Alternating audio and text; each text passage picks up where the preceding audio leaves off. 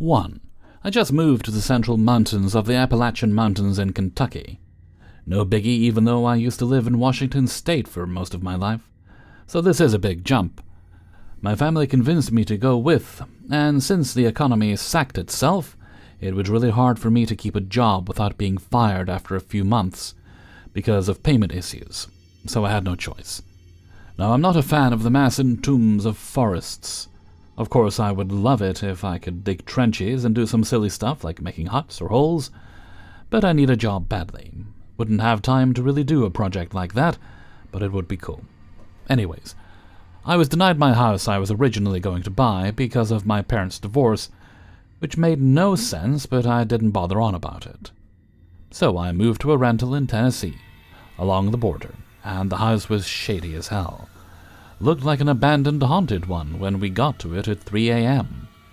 So it was increasingly spooky. The house was a disaster. It was an eviction notice, and my landlord didn't clean up the place when they had a whole few months' worth to do so. I had moved in with my family, got the place tidied up to a somewhat livable stage, and just cruised. Sometime during that first year of living, my cat dropped a field mouse at my feet, so I captured it and let it go outside with my oldest sister at the bottom of my driveway. Shooed it away. It was scared to move at all. I even poked it a few times, and it was still alive, just really frightened. I said to myself, okay, and walked up the driveway. Neither my sister nor I were wearing shoes. We were wearing weatherproof socks. As we were going up the nightly shady driveway back to our house, we started to run. Neither of us knew why, we just had the urge to do so. Just to hear the running behind us, as if it was a canine with long nails scratching along the concrete surface with every step it took. We were scared, bolting into our front door, and felt immediately safe inside. Both of us even stayed up all night talking about what just happened, and we both understood there was nothing possibly behind us. We heard it as clear as day, but there was no presence or sighting of it. Which is when we just named the incident the dog. We joke a lot about unusual stuff and say the dog did it, or just look at each other and say the dog, to keep our skepticism straight. At the end of the year, we fortunately found an actual home with property to buy, so we moved back to Kentucky, which gets us back to where it started, the Appalachian Mountains. My nearby neighbors is a large property at the top of the hill, just 30 minutes away. My other neighbors are 12 minutes away, down the cliffside at the back of my house. Nearest town is 1 hour away. So I feel incredibly alright with no one really nearby to bother me. I'm paranoid a lot, so I'm easily spooked in a lot of situations, especially when alone. I always carry a sidearm on me, since I know how bad the wildlife is around here. I don't ever feel safe. I notice no one owns the endless miles of the forest on the other side of the road across the street, which the line starts. It's fenced off with a barrier of chicken wire and rusty signs of do not enter, do not trespass, etc., etc. But no one owns it. Not even the person we bought the property from knew what's in the forest. One night at around 1:20 a.m., roughly, 2 weeks in already of living here, I was playing on my Quest 2, spent a few hours playing H3 VR alone, since the reception and internet here is dog water, and I'm waiting for my applications for a job to be emailed back to me. My game was bugging. The room I play in is the main living room with this big window that has a full visual towards the street in the forest. My game crashed. It has never done this, so I thought it was finally going out and dying. As soon as I was taking the headset off, at the corner of my eye within the headset's night vision, I noticed at the tree line there was a skinless wolf or dog standing there, with the casual pierced white eyes staring at me. Once the headset was turned off, I ended up functioning on, realizing what I just saw, and had to make sure. I double-checked through the window and nothing was there, so I shrugged it off, blamed my paranoia, and went to bed. 2 days later, I was doing a burn pile in an oil drum to burn all of the cardboard boxes from the move, and the leftover trash around the property since my trash bin was full. Everything went silent except for the cracking of fire. Along with that, I hear branches crunching in the tree line on the other side of the road. and I had looked out of instant awareness. Again, I have my sidearm, always. Being alarmed, I stood on my side of the road and noticed branches and leaves were crunching in front of me, inside the fence, which is in arm's reach from the road. If you were to stand on the other side's edge, nothing was there. So I was freaking out, blamed my paranoia, then took a step back only for the bush next to the post closest to me to just shiver as if an animal jumped into or out from it. Yet all of the animals around the area were silent. No crickets, no frogs, no birds. It had me in a panic, so I drew my firearm, readying if anything was to attack, backing away. It went quiet. I waited and waited a few long minutes, twigs snapping from time to time in a distance of the forest. So I just minded my business and decided to just mind myself. I had an idea to cook a sirloin steak over the fire since it sounded nice. I hate glass stovetop ovens. The moment I started to cook said steak, the same fencing, something started to pace back and forth along the fence. From where I stood, being maybe a big few feet away from the fence, I was seeing the fence shake as if something was rubbing along it every time it turned its pace. It had me freaking out even more, and it didn't seem like it was coming over. So, I just kept cooking the steak until halfway through, the pacing stopped, and it went quiet. Suddenly I started to hear the frogs and crickets, so I felt a bit more relieved, only to understand that means a predator was nearby. And God knows what was there, I didn't see it, but I was glad I didn't have it come at me. Got the day over and alerted my family not to go near the fence. Only mentioned the situation being there's a possible coyote or cougar, even though to myself I saw no animal, only movement of the bushes and fence. 3 days later, same tree where I saw the last figure, I could hear rustling in the leaves again when I went to go check mail in the morning around 6 or 6:30. Now, around these times it gets foggy, so I can't see a few cars in front of me, and I was too tired, so I just didn't bother investigating. I wanted to get my mail and go back inside. I got my mail and kicked a rock at the tree on accident. Now, I owned dogs before. I had to help my neighbors back in Washington State with their dogs. I've handled an aggressive dog in my time when helping my aunt, which would bark non-stop. Never have I felt more shocked than I had when I heard the most clear and closest bark directly in front of me that echoed my core, enough to where I couldn't freeze and instantly hopped inside of my home, locking all of the doors. Cut to the present day, which is almost a month worth of living here. I go out to take care of the mail every 2 or so days of the week, and every Wednesday I take out the trash. 1 or 2 days, somewhat of said weeks, is when the dog is active, and I don't know if I should be worried, or I should just let it do its thing. It doesn't ever go across the road. The closest it got was when I heard gravel shuffling on the road edge. This sounded like a step, but that's about it. Surprisingly, I've started to adapt to just accepting it being its spiritual self. I don't have much evidence now, as the video is just sounds of twigs and leaves crunching. But later on I plan on seeing if I can communicate with it using an EMF or a spirit box. I don't plan on going into the forest directly, though, unless it's actually safe enough. 2. I've been together with my partner for 7 years now. At the beginning we would stay over, but still lived with our parents. His parents are divorced, resulting in us sometimes having to spend days at his father's house. My first day over there, he didn't say a word about anything paranormal or strange regarding the house, but within a week I started noticing things. Certain corners upstairs felt darker, as in they actually seemed to look darker and deeper than they could be. The pathway behind the house in front of the kitchen felt like it was off limits. There was no such rule, and I was uneased by the idea of looking out his bedroom window when it was dark. When I confronted him with this, after a few days there, he stopped me halfway of naming corners and spots, and actually named the others for me. He said he didn't want to scare me in case it didn't affect me, like it never affected his father and mother-in-law. Over time it got worse. I wouldn't even look at the dark corners. I was too scared to even glance at the window. Here are some of the worst moments. I refused to go downstairs alone to the toilet when I needed to go. The corner in his room I was facing while we were in bed at night suddenly felt like it had a figure, a white face and black cloak, indistinguishable face, long black hair. The same figure I saw walking down the path behind the kitchen, at a late evening from the kitchen. He told me that one night his father was being strangled in his sleep. His wife had to wake him up because she saw him choking, and when he was awake it stopped.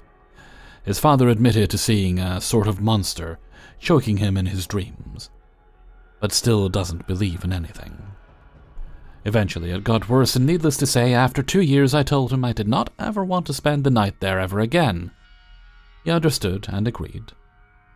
About a year later, he stopped spending the night there as well, mainly due to COVID. Some other relevant things to mention. I was once so fed up with that corner in his room where I saw the figure, I decided to move, with his consent, a closet in that corner, and it stopped being one of the dark spots. My partner and I discussed this figure, since he admits that I described it the same as he had seen it as well. However, we are in disagreement over the gender we believe it is. The house is in a village where the people there are not superstitious or anything at all. But I have heard from around 6 people now that they will never set foot on that property. His father and mother-in-law still do not seem to be affected in any way, mood-wise, etc. The former owner has had similar experiences, and oddly the house only had 3 owners in total. There have been no deaths in the house.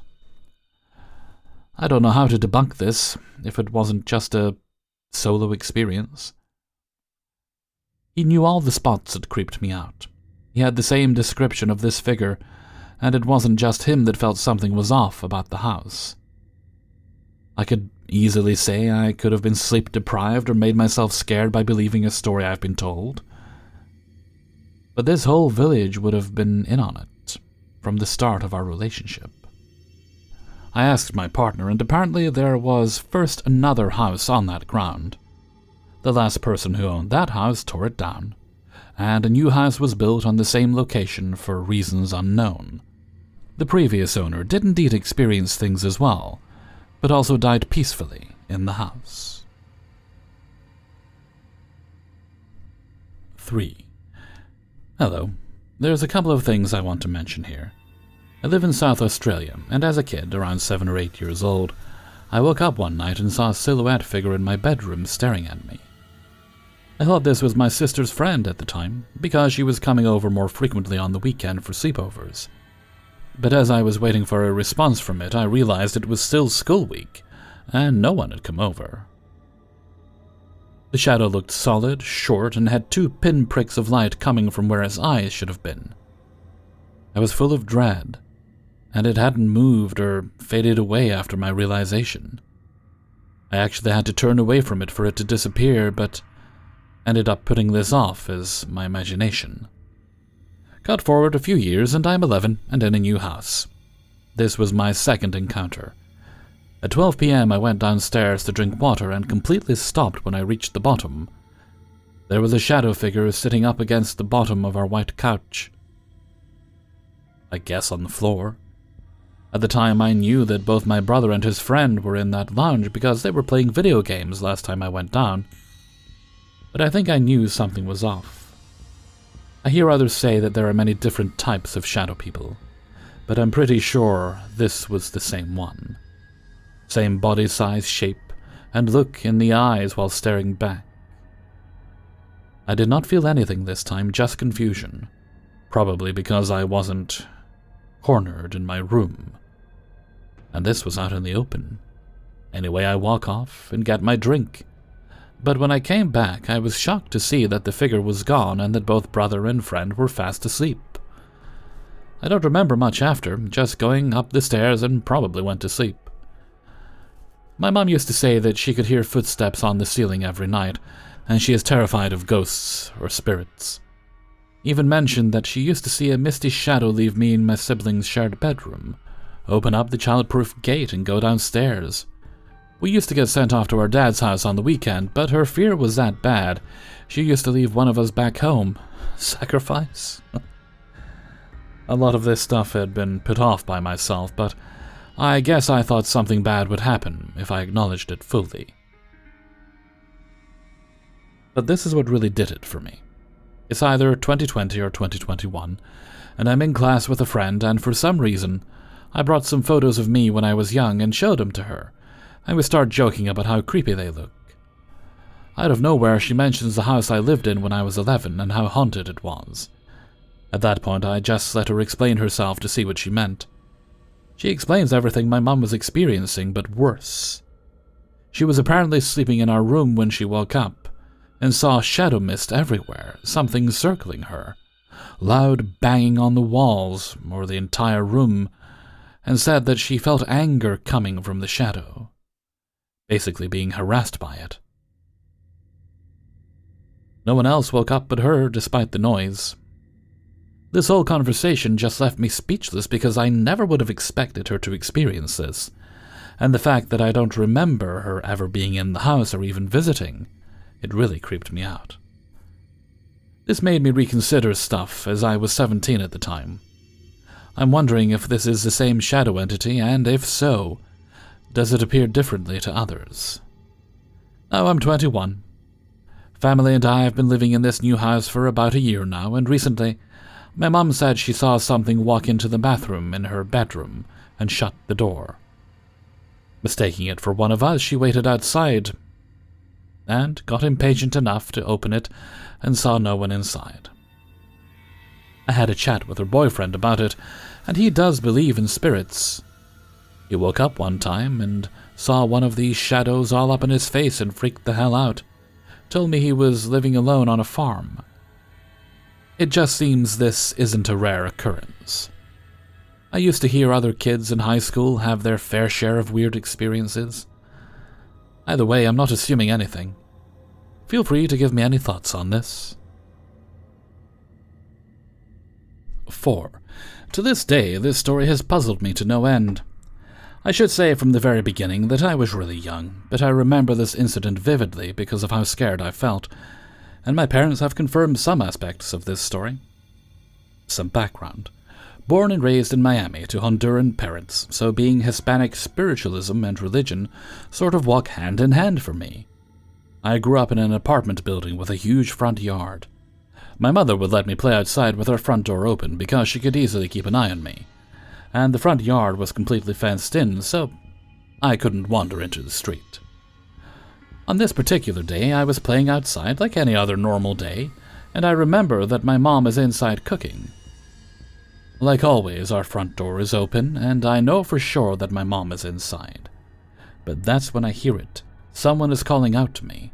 I look around and I don't see anyone, so I continue to play. But then I hear it again, someone trying to get my attention.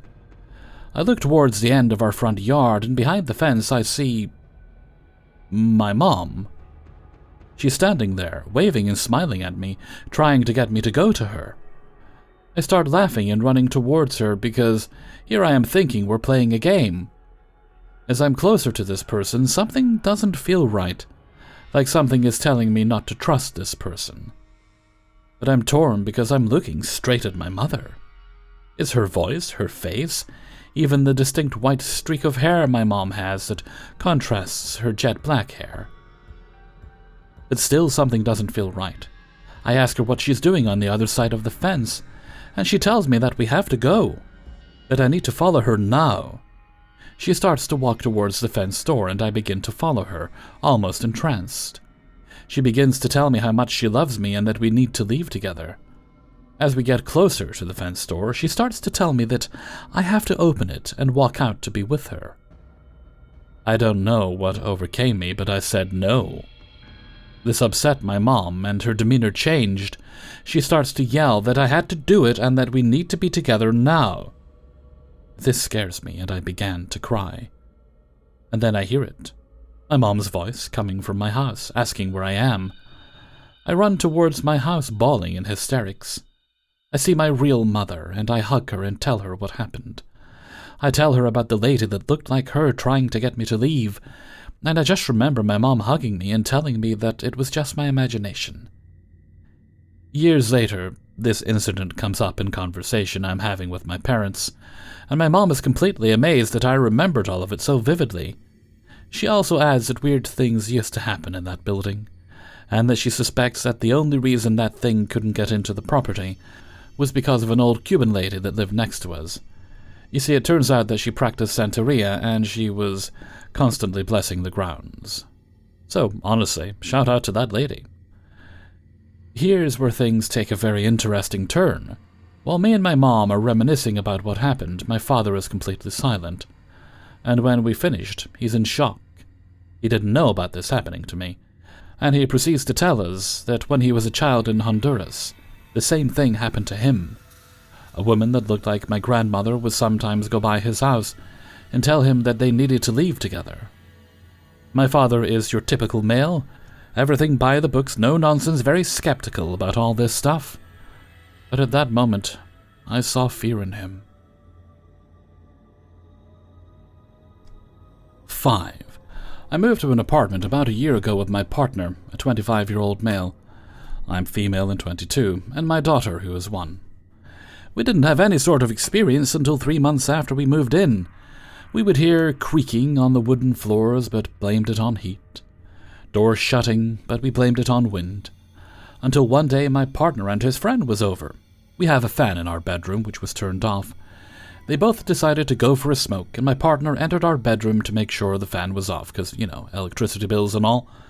When they came back, the fan was on full, high, and on the turn setting.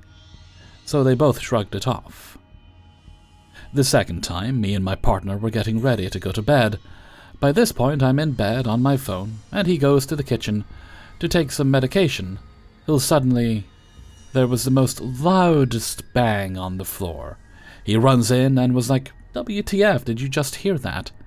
And I said, "What did you just drop? You're going to wake our daughter up." And he said, "A knife literally flew off the counter onto the other side of the kitchen, only all this with a bit more cursing." So we both run in, and the knife was just there, on the other side. Just to add, my partner had a lot of experiences in his childhood home of some paranormal stuff going down, and hasn't since we moved here.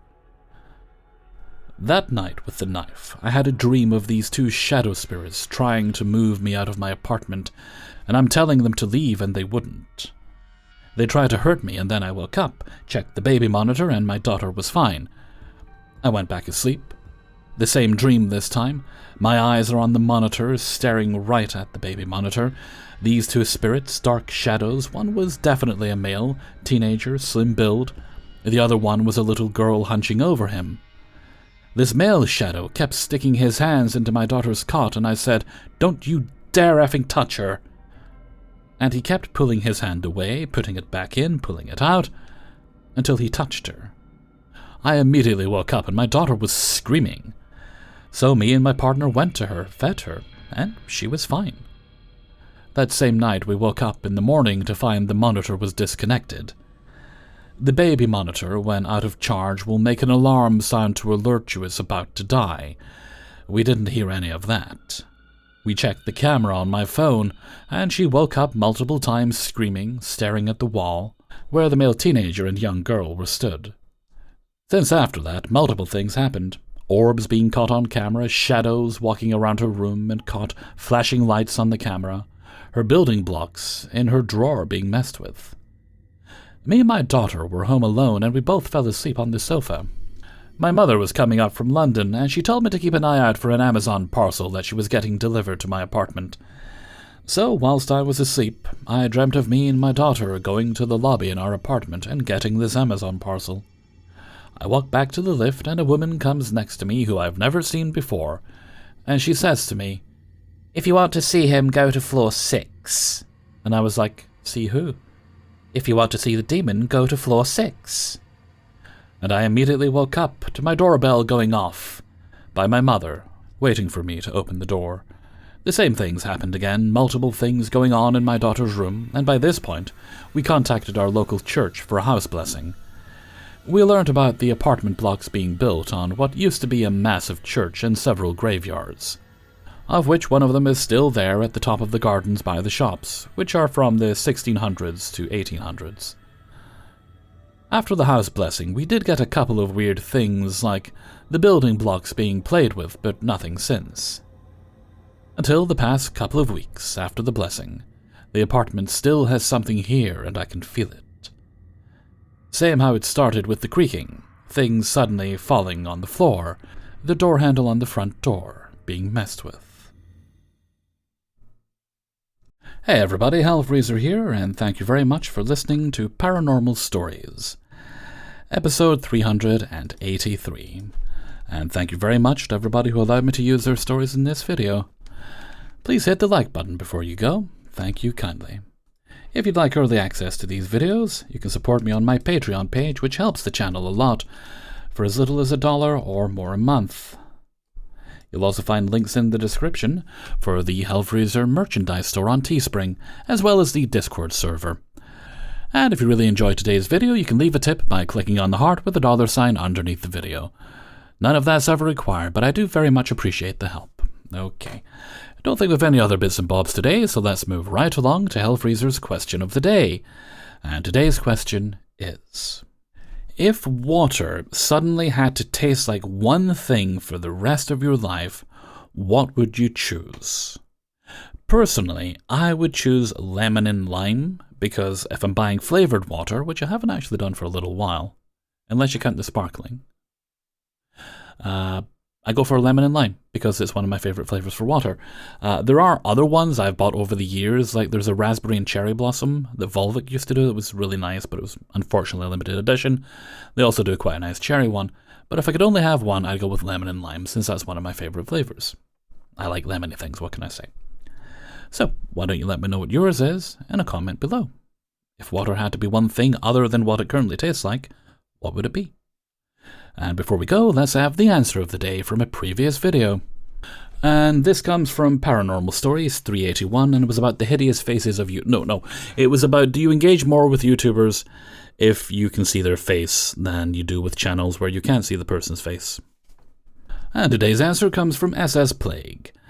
In this day of AI overtaking everything, I make it a point to show my fellow human creators some love. I rarely, if ever, comment on some AI-voiced content. And thank you very much for your answer, SS Plague. And I agree. I mean, obviously, I use AI for some things in my videos, generating the subtitles and the images and such, but it should only ever be a tool to help the creative process. It shouldn't be the entire thing. That's just lazy. I mean, I forget his name, but there was that YouTuber who tried to turn his entire channel, including himself, into AI-generated content. And I'm sure it'll get to the point you could probably train a model with my image, my voice, and create your own realistic-looking Hellfreezer, and no one would know the difference. But I'd know the difference. And with that, I'm going to head off for now. So until next time, thank you very much for listening, and take very good care of yourselves.